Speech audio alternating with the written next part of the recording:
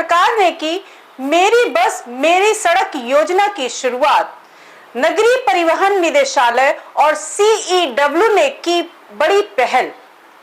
उत्तर प्रदेश सरकार के नगरीय परिवहन निदेशालय ने United State agency for international development और council on energy, environment and water के साथ मिलकर बुधवार को मेरी बस मेरी सड़क योजना की शुरुआत की है। इस पहल का उद्देश्य राज्य में एक सतत नगरीय परिवहन को प्रोत्साहित करना है।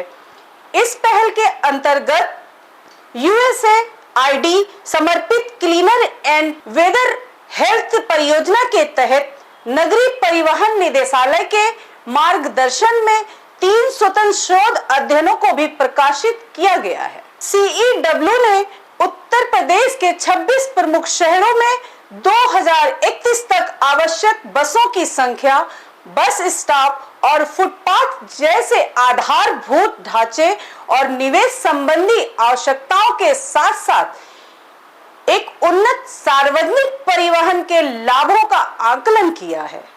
2031 तक 12,000 नगरीय परिवहन बसों की होगी शुरुआत।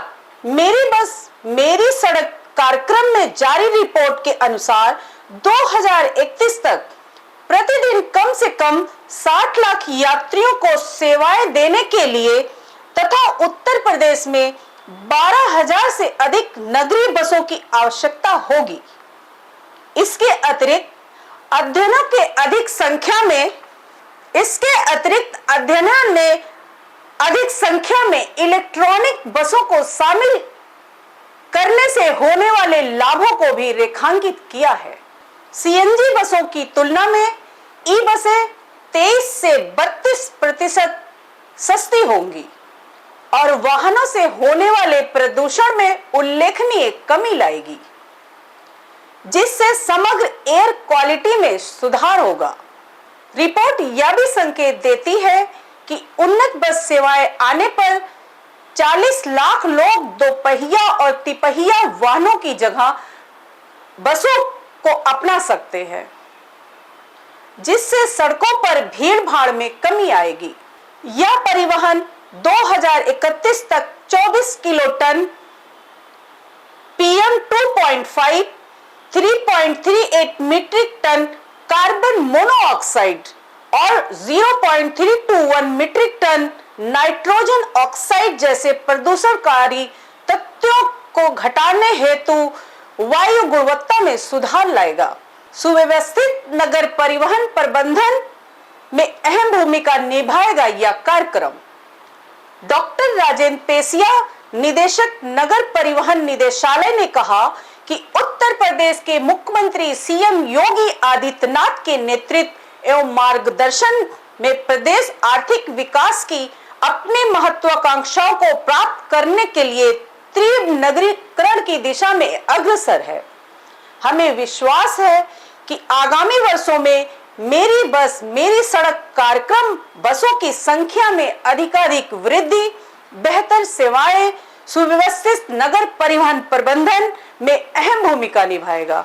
वहीं Soumitra Das, team lead environment USAID Bharat ने कहा कि USAID समर्पित अध्ययनों से सामने आए निष्कर्ष में बसों के बेड़े के विस्तार और इलेक्ट्रिफिकेशन में मौजूद परिवर्तनकारी क्षमता को रेखांकित करते हैं। वायु गुणवत्ता, भीड़ भाड़ और सुगम आवागमन जैसी प्रमुख चुनौतियों का समाधान करते हुए हम एक अधिक सतत और रहने योग्य शहरों का निर्माण कर सकते हैं और आर्थिक विकास के लक्ष्यों को पाने में मदद कर सकते हैं। क्या है विभिन्न अध्ययनों के निष्कर्ष?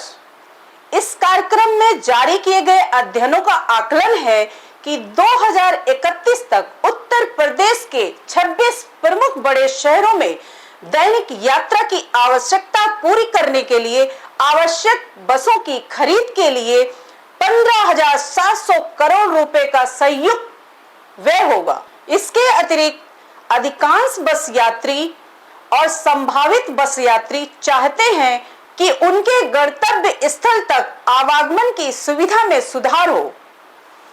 और वाहन मिलने में कम से कम समय लगे। अध्ययनों में पाया गया है कि 40% से अधिक वर्तमान बस यात्री अपनी यात्रा के शुरुआती या अंतिम हिस्से में पैदल चलते हैं, जो बस प्रणाली को एक बेहतर फुटपाथ नेटवर्क से जोड़ने की आवश्यकता को दर्शाता है। इसके अतिरिक्त अधिकांश बस यात्री ने बस सेवा के समय पर आने और निर्धारित समय सामग्री के पालन को प्राथमिकता दी है और 40% से अधिक बस यात्रियों ने वर्तमान बस सेवा के प्रतीक्षा समय को औसत से कम अंक दिए हैं।